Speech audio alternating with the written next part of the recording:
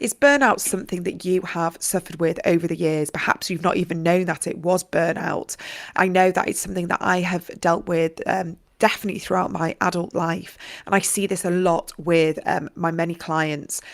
And this is why I've wanted to do a workshop on it. I am specifically targeting the boom or bust cycle of burnout, where we sort of just keep going through this and forgetting what contributes to the burnout.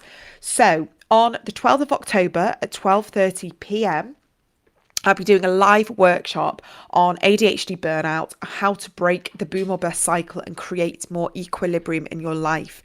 Now, I recognise that we are more prone to burnout, and actually, I think it's around 55% of people with ADHD have experienced burnout, which is a lot higher than neurotypicals.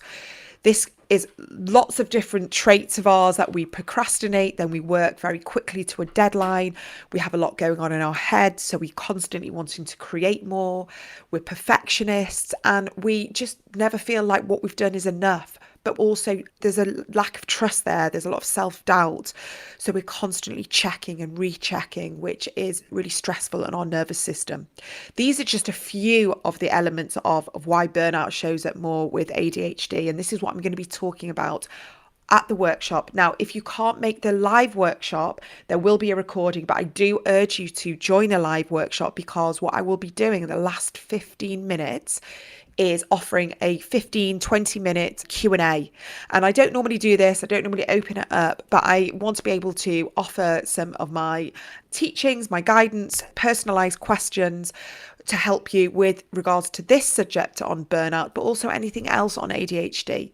So if you fancy asking me some questions, whether it is burnout and exhaustion, and being able to sort of manage your energy levels better, being able to break this cycle so you do have more sort of harmony and equilibrium, where it just feels a little bit more even, then I definitely would say come and join the workshop. It's £33. And you're going to be getting a lot of content there. So if you are interested, it is on the 12th of October, 12:30 p.m. I really hope to see you there. All the links are in the show notes, but also on my social media handle as well, or just head to my website, which is coachingbykate.me.uk. Go onto the workshops area and you'll see all the information there. Really hope to see you then. Welcome to the ADHD Women's Wellbeing Podcast. I'm Kate Moore-Youssef, your host, and if you've arrived here, there must be a reason. I'm guessing you're curious to learn more about improving your wellbeing alongside ADHD, or maybe looking for some advice or guidance to feel healthier and calmer. So why start this podcast? I'm a wellbeing and lifestyle coach, EFT practitioner, mum to 4 kids, and I discovered my own ADHD alongside one of my daughters at the age of 40. And now, after supporting many other women just like me, and probably you, I feel there's a need for more emphasis on well-being and lifestyle help for women with ADHD. And through the podcast, I want to offer you new insights and perspectives to enable you to live your most fulfilled, calm and balanced life. So wherever you are on your ADHD journey, my aim is to support you in finding the awareness and the most aligned tools to enhance your well-being, so you can make the most intentional mindset and lifestyle choices moving forwards. Ready to get started? Here's the episode. Hi everyone, welcome back to another episode of the ADHD Women's Wellbeing Podcast. And today we are talking cycles, and we're talking hormonal women's cycles, and I think the connection between that and ADHD is huge. I've noticed it for myself, I notice it with friends, and I've got an expert here to really sort of dig deeper into why it's so important for us to have an awareness around our cycles and how we can harness them so we can feel more energized and calmer throughout our month. So we have Adele Wimsett with us today. And Adele is a women's health practitioner and a cyclical living expert who was diagnosed with combined ADHD at the age of 41. And she has also co-authored a book called The Essential Feminine Wisdom, and is passionate about educating women and girls on how to harness the power of their cyclical nature. Adele brings the woo and the science, supporting women to balance their her hormones naturally and is passionate about speaking on all things menstrual education. Hallelujah. I am excited about this because this is the conversations that we should be having, and we should be empowering ourselves and our daughters with this knowledge. And I know we'll get into this, but I got a workshop from you for my 14-year-old daughter, and she was very resistant, but actually afterwards I know that deep down, even though she didn't want to admit it, that it probably was a very helpful thing. So Adele, welcome to the podcast. I'm really excited to get chatting. Oh, thank you for having me. I'm excited to be here. Give me a soapbox talk about periods and I'm in.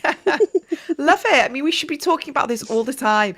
Just before we get started, I was away with my family, an extended family, and there's a lot of girls in our family. I've got lots of nieces. I've got 3 daughters myself, and it's lots of the men are outnumbered. And we ended up round the table just talking about who was due on and who was feeling rubbish because of their period.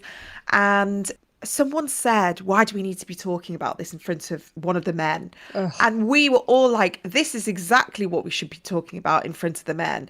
They need to understand that it needs to be normalized. And actually my son, who is nearly 17, was the one that said, I don't care. Like, it's just so normal. Talk about periods, like it's what men should be hearing on a daily basis. So it's not like this weird taboo, and they can understand why certain times of the month we are feeling the way we are, but also to normalize it for our children, so when they do get their periods and they are feeling rubbish, then they understand why. So I'm so delighted that you have got this platform and we can talk about this today. What you're talking about there is such an outdated way. There is this massive menstrual movement across the globe where women are taking their power back. If men had periods, we would be talking about it. We're taking our power back because I believe the menstrual cycle is the centre of our feminine power. And what we've done for so long is shut that down to be in our masculine, to succeed in life. And I think there's this big movement to say, no more, my cycle, I need to work with our cycle if we want to feel good. We are not small men. We are women with a different hormone system, a different endocrine system. We fluctuate, we change, which we're really going to deep dive into today.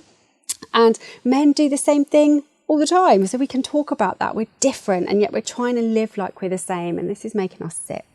So I think embracing all of that, I love that you continued the conversation.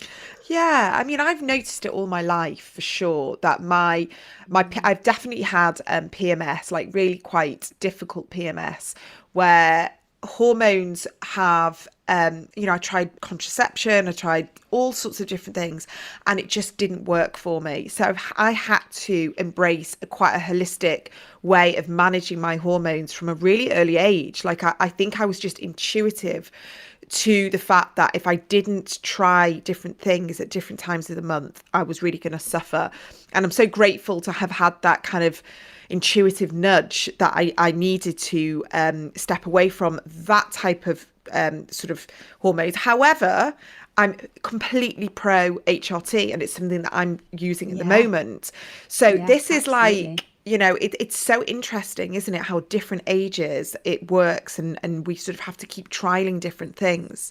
But let's go back to ADHD, because this is why we are here, because I think it's only just starting to be recognised. We've discussed it in a couple of other previous episodes, the impact hormones can have on our ADHD and how we can navigate that, and where the awareness is and how we can use our cycle. So maybe let's strip it back a little bit. I know that you were diagnosed at 41, similar age to me. I guess, how did you start recognising the impact of your own hormones and how that manifested in ADHD symptoms and traits? It's really interesting because actually my background was in safeguarding. So I worked within the youth justice system for 20 years. I was in quite a senior role there, where one of my lead areas was female offending and SEN.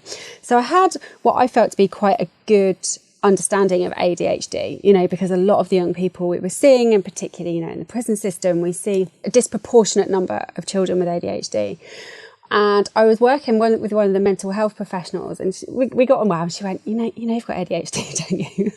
And I was like, yeah, I've always been very high energy, always been able to process a lot of information very quickly, very intuitive, all those kind of things, but didn't think a lot of it. And it wasn't until I started to see traits in my eldest daughter and start to then understand that it shows up so differently in women and girls. And this really sparked my inner feminist. She's probably not that inner, she's probably very outer actually. And thinking, once again, here we are with this massive gender bias in medicine and understanding these differences. So I actually wanted to lead by example because I went to a support group as a parent, and ended up the psych that was speaking there was just incredible. And within 4 weeks, I was diagnosed through him, just amazing. And actually, I'd had this like, what's the point? What's the point of being diagnosed? I've done really well in my life. I've succeeded. What do I need it for? And actually, it was one of the most validating experiences of my life. And for a long time, I've worked with my cycle. And actually, having left the Youth Justice Service, that's all I do. I work with women around their hormones and their cycle, as you said. And then deepening that understanding of the role that hormones play and understanding our cycle for ADHD women is huge. And seeing the significant higher numbers of women with PMT, PMDD, which is a severe form of PMT, the way we struggle with perimenopause. And yet it's not considered in treatment plans. So I am really passionate about supporting women with this because it's fundamental. Our cycle affects everything in our lives. And when we learn, for example, how we might feel, we might struggle more in that PMT phase, that's called the luteal phase, it's imperative that we really honour that and work with that, which we can talk about.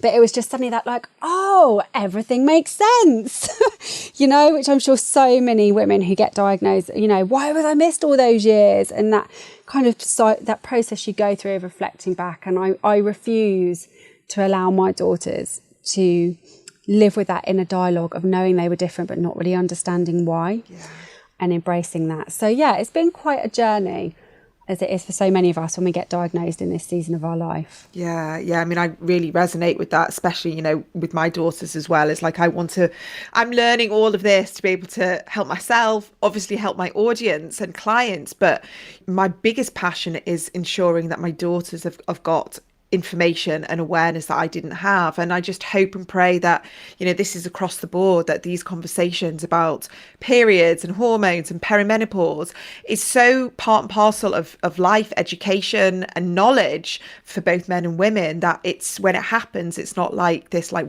what's wrong with me? Something bad's happening. It's like, okay, absolutely. What tools have I got? What can I do to support myself? And I think, we know as women that our inner critic is really loud at certain times, like something just to pick up on what you said there, about thinking about what's wrong with me, what's going on with me. Nothing's wrong with us. Once we understand what is happening to us from a cyclical perspective, we go, we can quieten that inner critic. We can create this ADHD friendly lifestyle around our cycle, and we have to expand this. I know there's a massive push at the moment to get screening tools, assessment tools, intervention, treatment options to be changed for girls because they're based on this stereotypical outdated view of it being a naughty little boy bouncing around the classroom. And can be so different for females. And, even lab rats are male. We test medicines on male lab rats. Women are different. We have this different response. And if women choose to be medicated, they may only need to be medicated for a certain part of their cycle when estrogen is lower, so it needs to be taken into consideration. So I love what you're doing, Kate, with raising awareness around this. Yeah, I mean, it's so powerful because, I'm going to be completely candid here. I tried different types of birth control, contraception, even when I wasn't, like married or anything like that. Well, not even for that reason, just to try and help balance my hormones. And it had such an adverse reaction on me. And I was like, why are all my friends able to just carry on? It's not having any impact on them. And I was sent like just totally, like, my personality changed. I felt out of control. I felt like I was aggressive and angry and depressed and all of these things. And I was like, wow, there's something going on here that a lot of people, my friends, aren't experiencing. And I couldn't put my finger on it. And then I started noticing, like, my cycles, this huge disparity between the beginning of my cycle, where I am like super energetic, you know, really like buzzing, high vibe, really happy, not critical about myself or others. And then slowly it kind of, you know, The descent. And to the point where sometimes I'm like in a hole where I'm like, how did this even happen? How have I gone from being that person 10 days ago to where I am right now? And that had a massive impact, I think, has been on my marriage, on my career, parenting, before I had that awareness. And if you know, imagine all these other women who maybe don't have, you know, the same support, the knowledge, they don't have people around them that can help, maybe they don't have an understanding partner, like how bad things can get when we don't know how to support ourselves. And so I wonder if you could maybe give us a little snapshot. I know that you do this in a whole workshop, but just kind of like a very quick snapshot of what, if we really haven't got an idea about what our cycle feels like and why we feel like that. Can you just give us that so women can start understanding why they feel like they do at certain times of the month?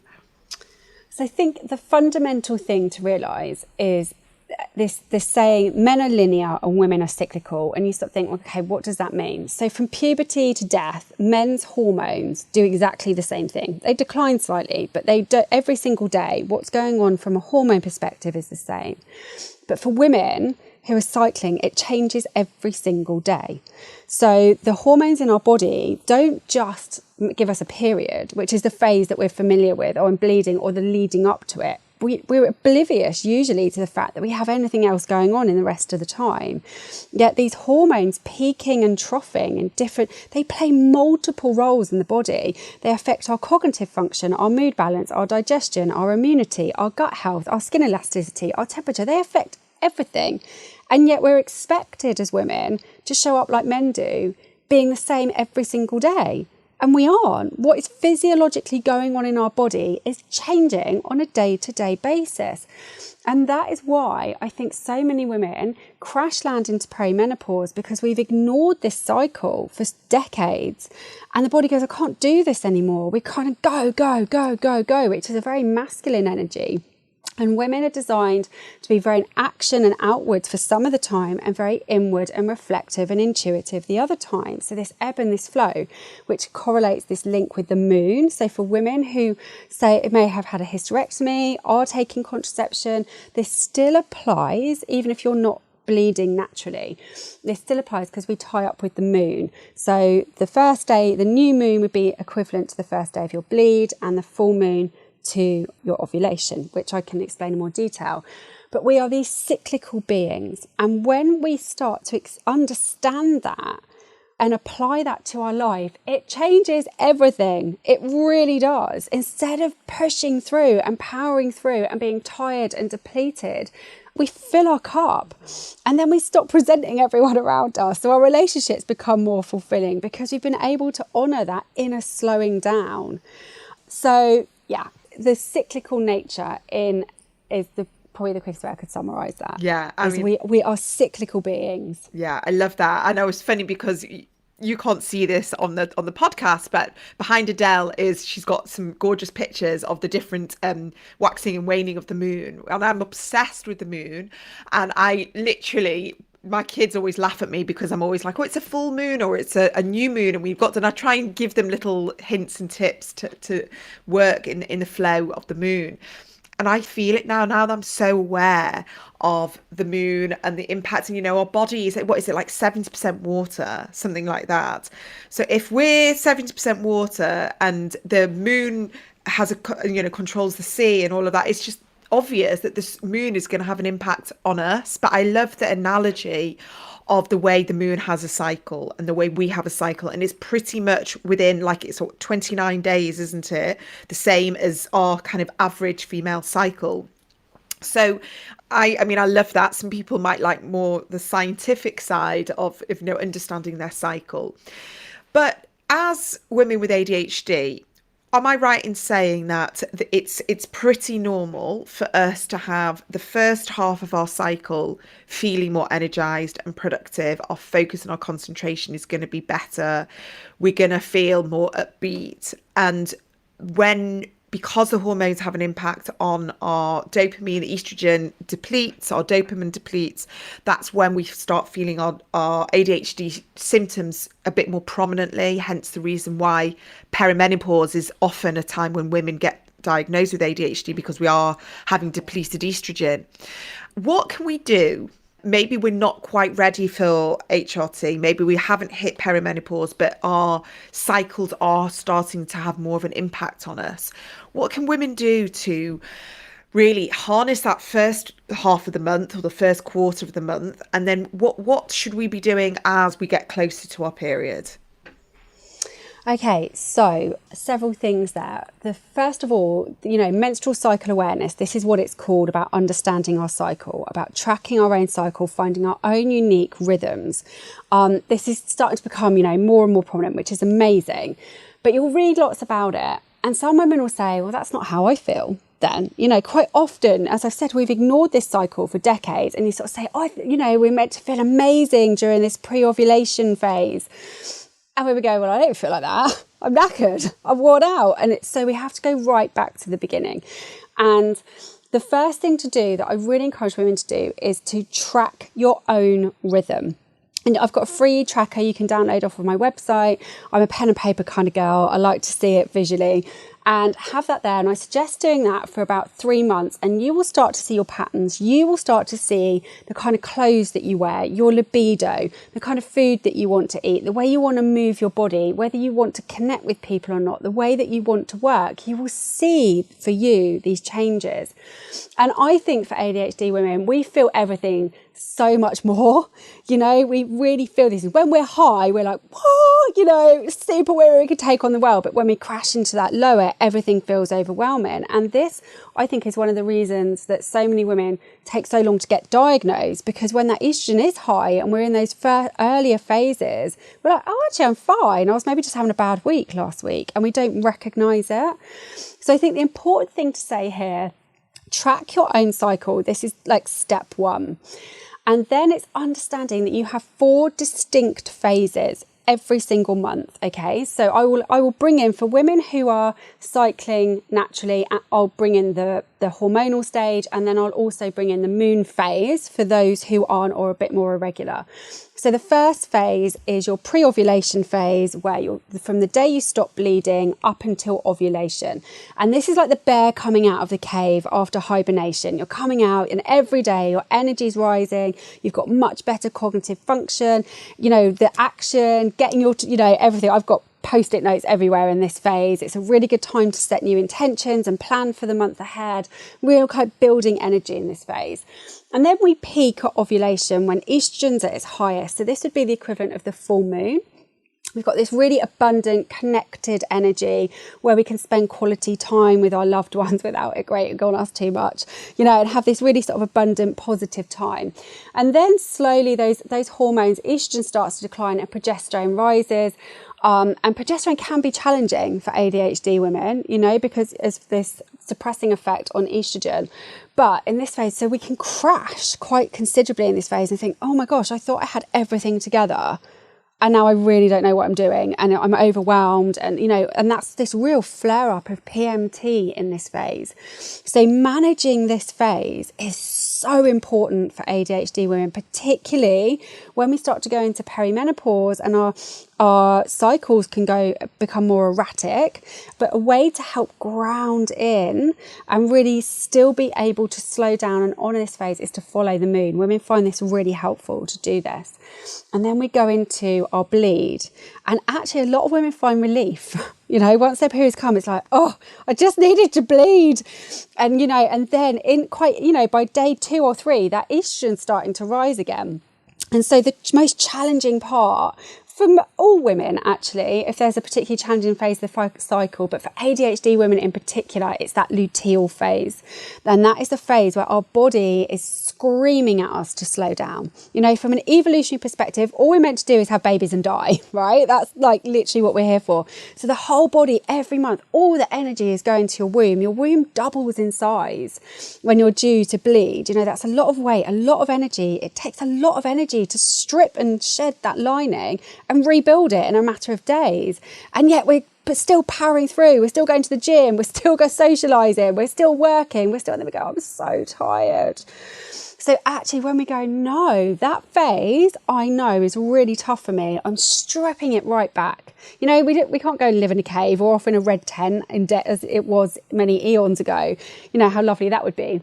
But what we can do is buffer that time. So it's like, okay, I've got to give a presentation at work that day, but I'm making sure I take the lunch break. I'm not going to the gym after work. I'm going home. I'm running myself a bath and I'm going to sit and watch Netflix for the night. You know, it is that. And that is good because we've been conditioned to think that that is lazy, that we shouldn't be resting. But what it does is it turbocharges us for the rest of the month, and it makes us not have that inner critic. Why is everyone else coping with this? Which is such an ADHD woman narrative, right? Why has everyone else got their stuff together and I'm sat here like in carnage? And you know, particularly in that phase, when we come back and go, no, it's just the phase that I'm in, that can be so relieving. We don't think we're going crazy. We don't think our life's falling apart. I know in a few days' time, this is going to shift and it's going to pass. Yeah. Oh my God. I just love it. It's like giving us full permission to embrace where we're at. And, you know, you were talking about going to the gym, and I know that I typically always injure myself when I working out as I would at the beginning of my cycle, you know, just 5 days, 3 or 4, 5 days before my period. And it's like, no, because you're not designed to be doing what you're doing right now before your period. Your body wants to rest. And you know how you described about what our body internally is doing. We're not focusing on the buildup and the womb expanding and how exhausting that is, and why we're craving carbs, why we're eating more. Like, it's our body needing that energy to do what it does. And we, as women, are creators. You know, I think about this from such a fundamental level. We are, like you say, from, you know, this very basic level, we're here to have babies, but we create and we birth, and we are massively integral to the spinning of this world. Like, you know, if it wasn't for us, there wouldn't be humankind. I mean, obviously there's, you know, men have some impact on it, but we are the ones that are giving birth and creating. And so we have to honor our energy, and we have to honor when it's time to rest, and not shaming ourselves. I think there's a massive thing there around permission, you know, giving ourselves permission to stop. I mean, we're not great at that, let's be honest. And, you know, there's like always something, we'll get distracted by something, and that, I'll just do that. And then it's like, oh, it's 5 o'clock. And, you know, giving ourselves permission to say, I need to rest in this time. I need to make my life as easy as possible during this time. And, you know, just to pick up on something that you said around wanting the carbs during this phase. I mean, ADHD women, notoriously, we're not great at remembering to eat and eat the right stuff. And then suddenly we can be in this like, oh my gosh, feed me now, give me the carbs. And actually, I think during that luteal phase, our PMT phase, it's that tends to be the most challenging phase, because our blood sugars become more dysregulated, and because insulin is less sensitive because the estrogen isn't there. So again, it's really important to think of that phase like actually the good proteins, the good fats, getting them in and trying to really remember to eat and prioritize food during that phase. A good protein and a good fat breakfast will just help you survive that kind of period if it is more challenging for you. Yeah. So I've got a few questions I'm going to throw at you, and this is all personal stuff to me, and hopefully it'll help others. Please do. Ovulation, for me, I always have a really bad day or two. I suddenly turn into like a psycho in the middle of my cycle. And I just wondered what the ovulation's doing to my hormones, and what's it doing to my ADHD, and why I'm just so on edge and not a very nice version of myself. So I'm really pleased that you asked this, because this is something, because I work obviously with a lot of ADHD women around their hormones, and quite often this is when I was saying, track your own rhythm, because it might be not what you read in the books, because ovulation time, so the centre of your cycle, can be really challenging for some women at this phase. Now, it can take a little bit of detective work to figure it out, because sometimes if you get the PMT type symptoms, it can be a histamine issue, because estrogen and histamine feed off each other, and histamine makes you feel horrible. Okay, so that could be something to look at. But I think there's also, it's like, if you think of estrogen, this is how I see it. Estrogen is a bit like speed, and progesterone is a bit like cannabis.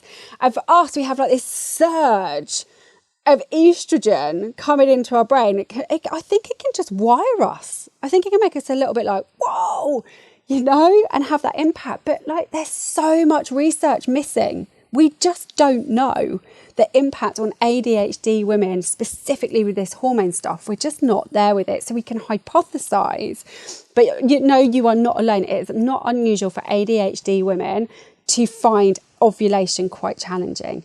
And I'm sure it's this surge of estrogen pushing up and impacting us. I think it just makes us go a bit wired. Yeah, it really does. And I've noticed that like hugely. And then it's kind of like what happens is I've noticed that before then I'm doing okay.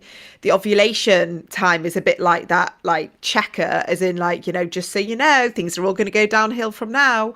And that's when I start feeling my energy depleting, and when I start feeling, I think what can quite happen, if you notice you've ovulated just after you ovulate and you get that sinking, that I think as well, this is just my opinion based on, my analysis with hormones, is that testosterone drops, which makes us feel great. Estrogen drops, and your hormones can literally suddenly drop in your body like they've gone off a ledge, so you've had this high, and then it's like, whoo, you can go quite quickly down before the other hormones start to move up again. So you go into this like really tricky phase of a couple of days where you've had this surge of hormones that suddenly drops off very quickly, and the other hormones like progesterone haven't started to rise enough to kind of balance that. So you go into this really tricky couple of transition days, and then it can feel like it starts to balance out again. Does that make sense? Yeah, it really does. Yeah, so it's not a simple answer. It's about looking at you as an individual and going, right, let's work out what else is going on. But they are some things that can play a role for us. And I just think we're so sensitive. Yeah. I'm sure we have like double the number of hormone receptors to neurotypical women. Well, we're like empaths, aren't we? So everything we feel, like you say, we feel everything, and everything is sort of exaggerated and escalated. And in some ways it's incredible. We've got amazing imaginations and creativity and energy sometimes. And then, there's always, there's a good side and a slightly less good side. And I think, hormones, it's just another portrayal of that. Another question, why and again, this is me from myself, but I have heard it from quite a lot of other women with ADHD. Why are we more sensitive to progesterone, and why does progesterone have more of an impact on us than others? Okay, so this is really interesting. So as I said, like if you can just work with my kind of my narcotics analogy of the hormones. Love if you're looking at estrogen being like this high, like like this kind of sort of class A buzzy kind of high, and then but the plus of that for us ADHDers is it massively sensitizes the dopamine, the serotonin, the norepinephrine, all these amazing things that help us function really well. Now, as that declines, in neurotypical women, progesterone then comes up, and progesterone is known as the keep calm and carry on hormone.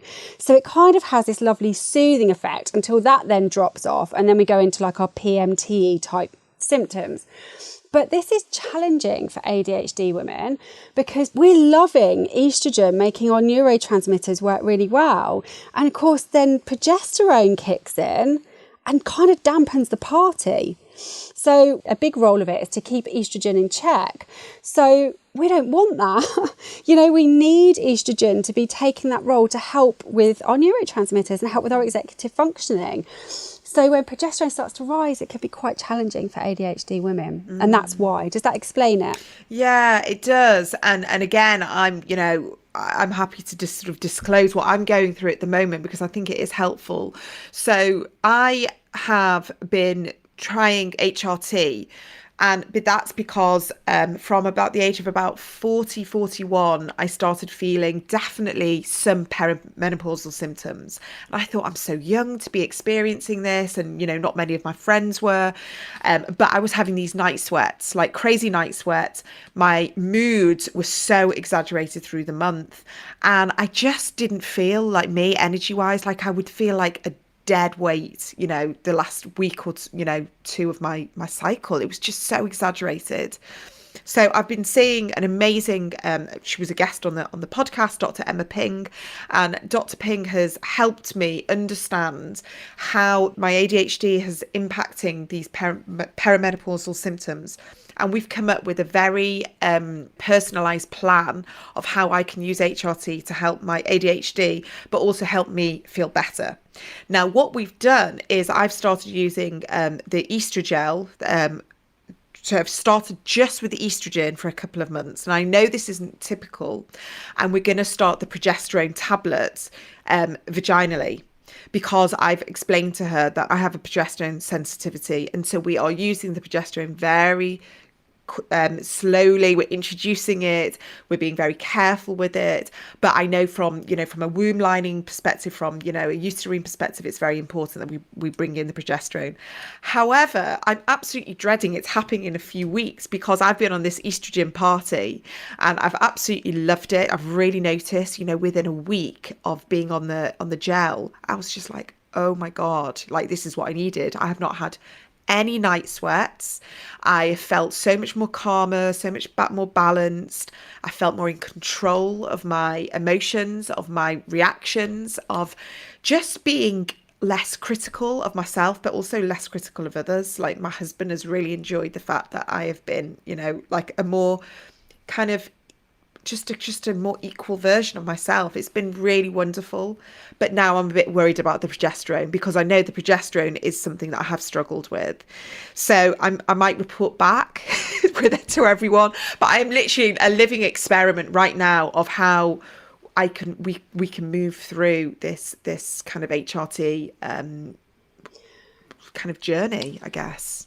I'm so pleased that you bring HRT up, because whether you have symptoms or not, it needs to be explored. And actually those without symptoms probably are more at risk, because they're the most powerful biochemicals in our body. We need them to have a long and healthy life. And yet there's so much misunderstanding about HRT, which I'm sure you've explored. But I think that what we know, okay, so some of my training has been with the International Menopause Society, which is the most up-to-date medical research from the leading professors. And what we know right now to be true is that women are waiting too late to get support for their perimenopausal symptoms. And we're in a state where it's like trying to treat a middle of a migraine with an aspirin. Okay, we need to take it back. And actually the first symptoms of perimenopause do start in your early 40s.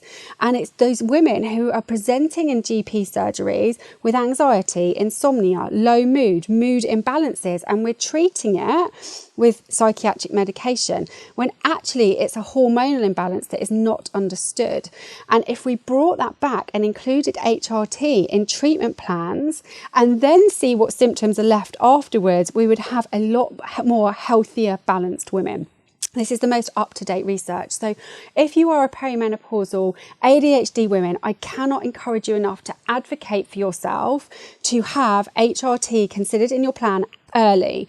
Now, something that is relevant for us, and I'm so pleased to hear that you've got a GP who's listening to you and doing this work. That's amazing, because it's not understood the role hormones play on ADHD. So for us to go straight in, so in the first phases of perimenopause, because there's two distinct phases, the first phase is a progesterone deficiency. So progesterone climbs because we stop ovulating. And so you would think, well, give us some progesterone, as you know, that is one model of managing HRT, but actually that could have a detrimental effect on our ADHD. So they might be inclined to bring in the estrogen earlier than they would with a neurotypical person. Now, this is going to take a doctor who's really going to listen to you and really hear you and be really open to, like, for me, body identical hormones taken in the right way, to really manage it before it gets too late. Women should not be waiting until we're in this storm, I'm really trying not to swear, as this storm of symptoms that are then a nightmare to unpick, and had this ripple effect on our lives, you know, because then we start going, oh my God, I'm shouting at the people I love the most. Who am I? I don't know. Who have I become? Just need some hormones. Yeah. You know, they are fundamental, and women see it as a failure, like, oh, I've had to go on HRT. Give me the HRT. It's amazing. I'm all about the lifestyle. I'm all about, you know, it's not just HRT on its own. It's bringing all these other tools in, because the way that we lived in the phase of our life in our 20s and 30s, our body's not going to tolerate it anymore. We have to transition with it.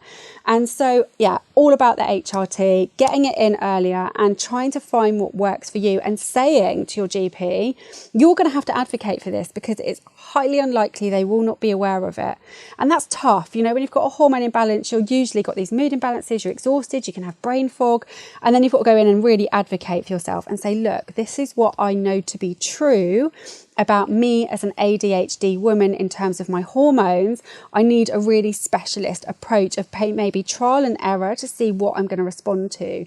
You know, something else that women can look at, if the progesterone tablet feels a bit too strong, you can get a progesterone cream, which is over the counter, which is, you know, can be a bit gentler for some women who maybe want to try that in the earlier stages. So there's that to consider as well. Yeah, thank you. I mean, it's fantastic. I mean, unfortunately, I'm paid privately with Dr. Emma Ping, because I have not been able to find anyone that understands ADHD and menopause the way she understands it. And, you know, she's given me an hour's session of her time where we have gone through all this. And actually what I did was I got my husband to sit in on one of the conversations, because I needed him to sit there, first of all, because of my ADHD brain, because it can be a bit confusing. There's certain times you have to do the gel for X amount of days, and then, you know, bring in the progesterone, and it's because it's so personalized, we've tweaked it, and she's been really amazing with her flexibility, and she's empowered me with making some choices as well. She's given me the facts. She's explained to me that if not going on progesterone for a few months can be, you know, can bring more issues perhaps with the lining of my womb, and we've worked together to come up with a plan that I feel really happy with, and unfortunately, because of the resources with the NHS at the moment, with GPs, they just don't have the time, they don't have the knowledge. And I'm not criticizing anyone, it's just that impact of knowing that I'm in control has been so huge and so enlightening. And I'm so grateful for being able to make contact with people like you and on the podcast, because I'm learning so much. And hopefully by me asking all these questions, lots of other women are learning as well.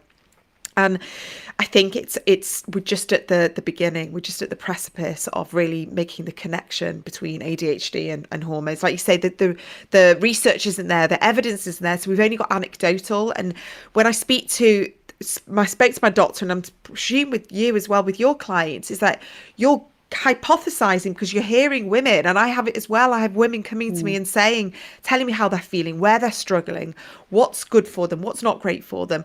And we're learning from the stories and from the experience. And I hope that, you know, science and everything backs what we're hearing already, because it's true. It's there. We've got it. You know, we've got the women speaking it.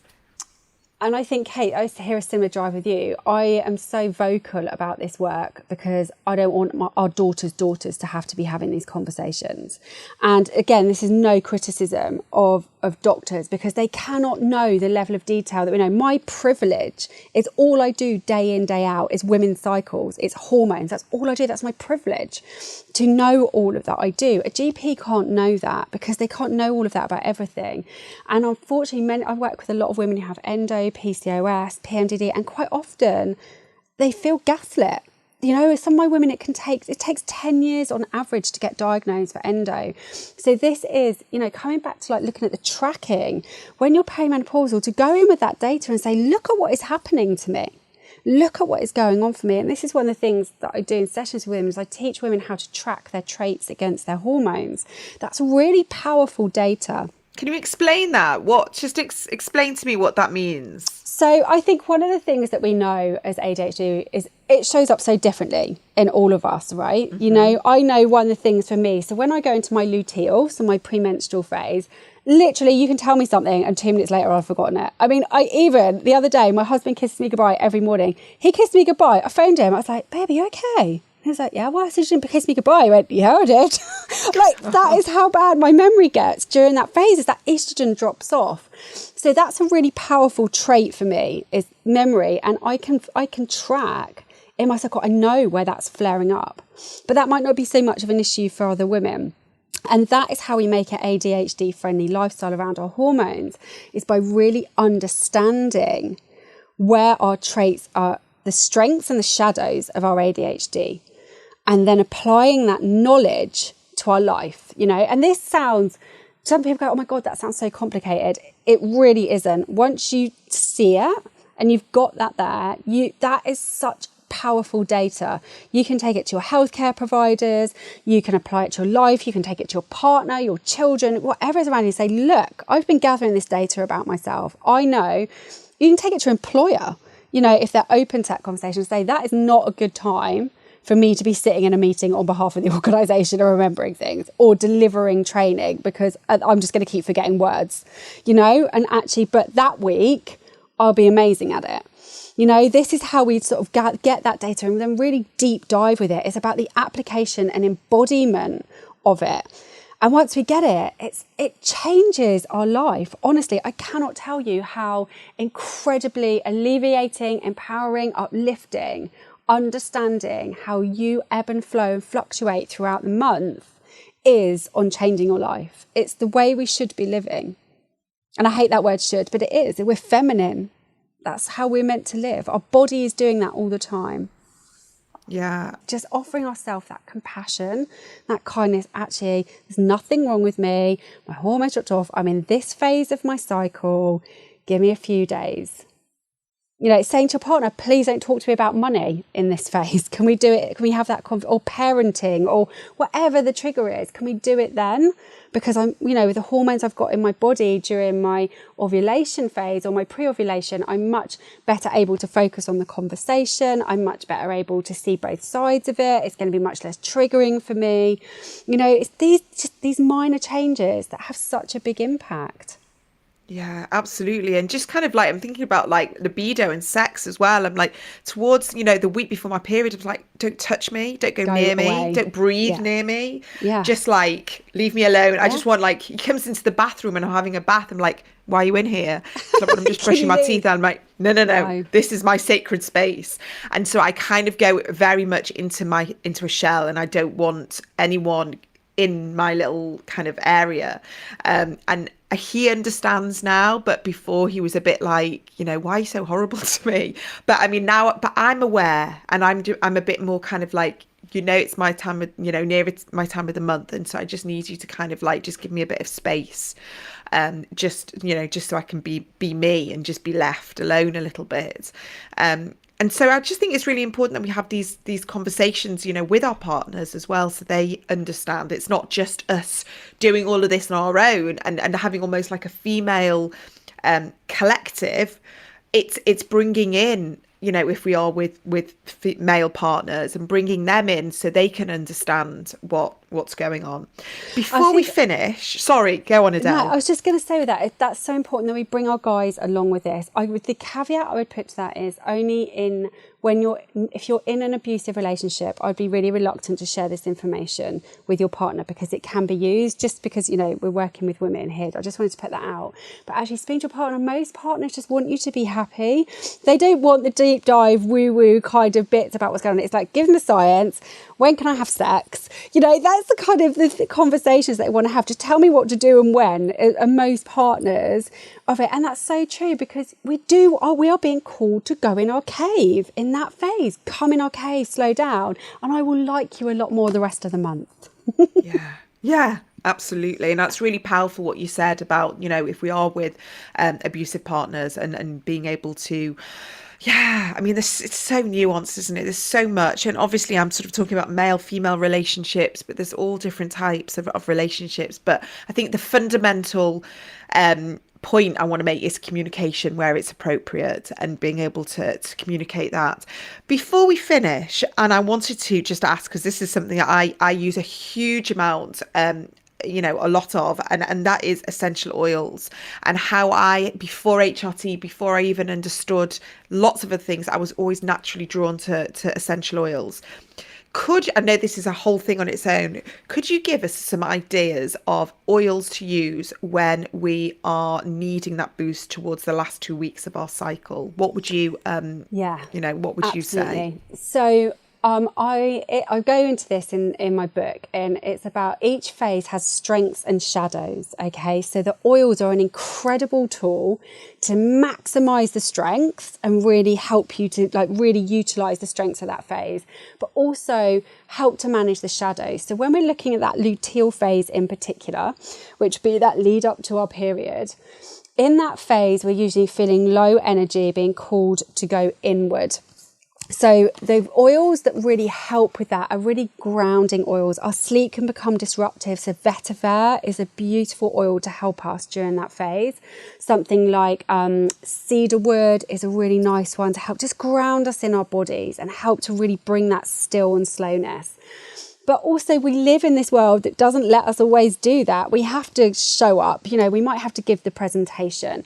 So what you want is okay, I've got a bit of brain fog at the moment. I really, I'm not on it. Something like lemon, really cleansing, really refreshing, just helping to kind of open you up. Something like eucalyptus, really opening, just to help just help me get through this phase. So it's managing the shadows. Does that make sense? Yeah, absolutely. Absolutely. I mean, some of my favorite oils, because I have a collection, and I use a lot of Lang Lang. I just find that really helps my intuition. It really kind of, just opens something up. Peppermint and rosemary for sort of concentration, for, really sort of getting focused. I love any of the citrus ones. They're also, for me, they're very uplifting. Frankincense, clary sage. I love vetiver as well. I think for me, the citrus oils go really with that with the ovulation phase. It's that abundance, it's that gratitude, it's that uplifting, it's that really captures the essence of that. Love to use those there. So tell me about the book. Where can people find it? And is this what we've been talking about is a lot of information in the book about all our cycles and how we can harness them. Yeah, so the book I co-authored with my friend Rochelle Hubbard. It's available on Essential Oil Supplies, called Essential Feminine Wisdom. And this really deep dives into the book. You can download a free tracker on there, which is in a cycle.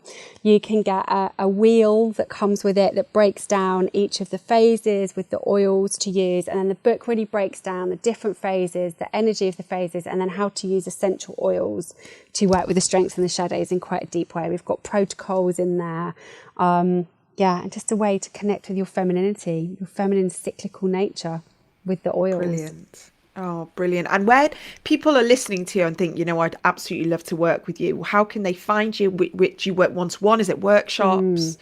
Yeah, so I like to hang out on Instagram. I offer free discovery calls for women who would like to understand more about hormone imbalances. Some women come to me because they just want a hormone MOT to see what's going on with them, or other women because there is an imbalance there, and we look at I create bespoke plans for women who want to look at address all of their lifestyle, and obviously with a specific interest in ADHD.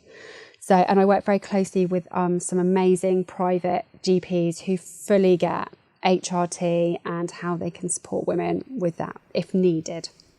Amazing. So I will put, what's your website called that people can find you on? harmonizeyou.co.uk.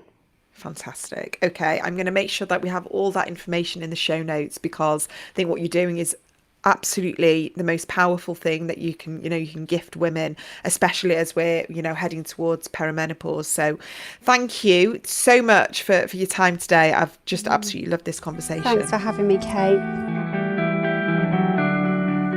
So that's today's episode done. Did what we talk about resonate with you?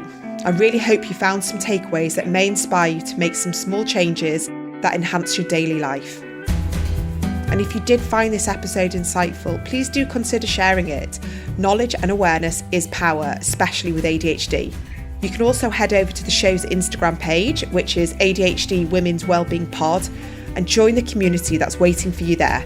And if this episode really did strike a chord, please do consider leaving us a review to enable more people who need to hear these conversations find the show. Thanks so much for joining me today, and see you next time.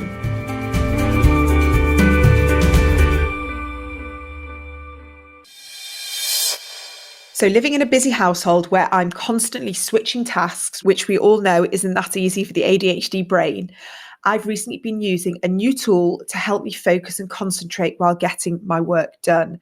I came across Brain FM after someone else with ADHD recommended it to me, and wow, I'm so glad I discovered it.